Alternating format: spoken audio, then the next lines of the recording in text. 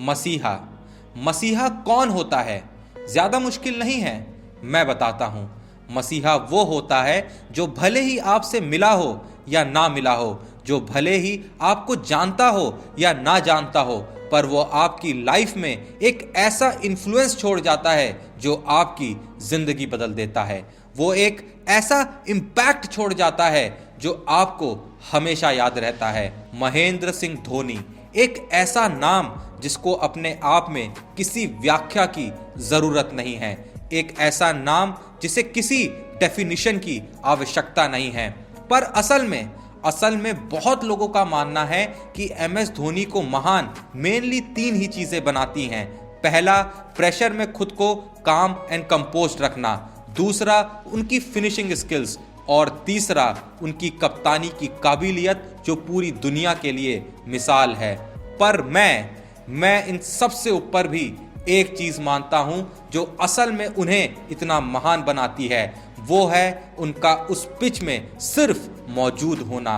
आप सोच रहे होंगे कि ये तो कोई स्किल नहीं है, ये तो कोई रिकॉर्ड नहीं है। हाँ, सच कहा, ये कोई स्किल नहीं है, ये कोई रिकॉर्ड नहीं है, पर सच यही है, उनका उस सिचुएशन में मौजूद होना, उस पिच में मौजूद होना, उस जगह पे मौजूद होना, उस माहौल में मौजूद होना, असल में यही उन्हें इतना महान बनाता है। क्योंकि उनका सिर्फ उस वक्त पे, उस मौके पे होना ही वहाँ जो भी हो रहा है उसकी काया पलटने की ताकत रखता है। अभी भी शायद आपके मन में ये आ रहा होगा कि आज ही मैं इतनी अनोखी सी चीज पे बात क्यों कर रहा हूं। जी, आपका सवाल बिल्कुल जायज़ है, पर सच ये है कि मैं ये बात इसलिए कर रहा हूं क्योंकि मुझे एक बड़ा ही सिंपल सा ख्याल आया कि हम जब भी हम किसी प्लेयर को महान बोलते हैं या उनके साथ लेजेंड जैसे टैग का इस्तेमाल करते हैं, तो हमेशा इन शब्दों को इस्तेमाल करने के पीछे उनके रिकॉर्ड का होना मानते हैं।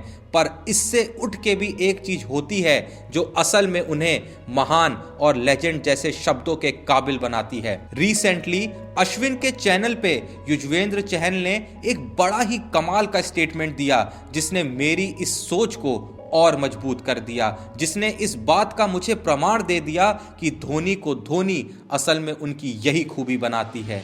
चहल ने 2018 में साउथ अफ्रीका के साथ हुई एक सीरीज का हवाला देते हुए बताया कि हम साउथ अफ्रीका के खिलाफ 3 T20 मैच की सीरीज के दौरान अपना दूसरा मैच खेल रहे थे और उस मैच में चहल को 4 ओवर में बिना कोई विकेट मिले 64 रन पड़े थे, जो भारत के लिए T20 इतिहास का सबसे महंगा स्पेल है। इस स्पेल के दौरान जब अपना लास्ट ओवर वो डाल रहे थे और वो उस ओवर में भी ऑलरेडी 2 छक्के खा चुके थे, तो वो पूरे तरीके से मन से निराश हो चुके थे। क्योंकि जाहिर सी बात है, आप जब उस टीम में हो जहां आने के लिए हर दिन देश में करोड़ों लोग खून पसीना बहा के भी नहीं पहुंच पा रहे, तो आपको मालूम होता है कि किस तरीके से ऐसा एक खराब मैच आपके भविष्य को उस टीम में खतरे में डाल सकता है। पर ऐसे मौके पे जब वो निराश थे और उनके ओवर की अभी कुछ और बॉल बाकी थी, तो चहल कहते हैं धोनी उनके पास आए और सिर्फ इतना बोले, ज्यादा सोचना नहीं, अपने 4 ओवर का कोटा खत्म कर और चिल कर, मुझे पता है तू ट्राई कर रहा है पर कोई नहीं। चहल ने इस इंसिडेंट को याद करते हुए आगे बोला कि उस समय अगर कोई भी आके आपसे कुछ नेगेटिव कह दे तो आप पूरे तरीके से अपना कॉन्फिडेंस खो बैठते हैं, क्योंकि आप खुद के अस्तित्व पे सवाल खड़े करने लगते हैं। पर ऐसा उस दिन नहीं हुआ। धोनी बोले कि तूने ODI सीरीज में ऑलरेडी फोड़ रखा है, एक मैच की बात है, भूल जा। धोनी के इस स्टेटमेंट ने चहल को सुकून दे दिया। वो कहते हैं जिस मैच को भूलने में शायद उन्हें सालों लग जाते, वो उस मैच को ओवर होने के बाद ही भूल गए। शायद यही वजह है जिसे हाईलाइट करते हुए रिसेंटली कार्तिक ने कहा था कि हम अक्सर हम इस समय अपनी बॉलिंग को ये कह के कमज़ोर ठहरा देते हैं कि यार हमारे स्पिनर विकेट नहीं चटका रहे, पर कोई भी इस बात पे नज़र नहीं डालता कि जब से धोनी विकेट के पीछे से हटे हैं तब से हमारे स्पिनर्स का इम्पैक्ट कम हुआ है। क्योंकि आप भी इस बात पर नजर डालें, चाहे वो अश्विन जडेजा का डुओ हो जिसने 2017 से पहले तक भारतीय स्पिन डिपार्टमेंट का दारोमदार संभाला था, या चाहे चहल और कुलदीप का डुओ हो जिसने 2017 के बाद इस जिम्मेदारी को संभाला। आप दिनेश कार्तिक की बात को भूल भी जाएं, अगर आपने धोनी के विकेट के पीछे मौजूदगी में वो मैच देखे थे तो आपकी आंखें इस बात की खुद गवाह होंगी कि किस तरीके से धोनी के इनपुट्स बीच मैच में दोनों स्पिनर्स को बॉल दर बॉल आते रहते थे, जिनके कारण पूरे मैच की कहानी टर्न अराउंड हो जाती थी। मेरे लिए उनकी ये खूबी, जैसे मैंने शुरुआत में भी बताया, उनके रिकॉर्ड्स उनकी किसी स्किल से बहुत बड़ी हैं, क्योंकि असल में आप महान तब बनते हो जब मात्र आपकी मौजूदगी उस माहौल को बदलने की ताकत रखती है।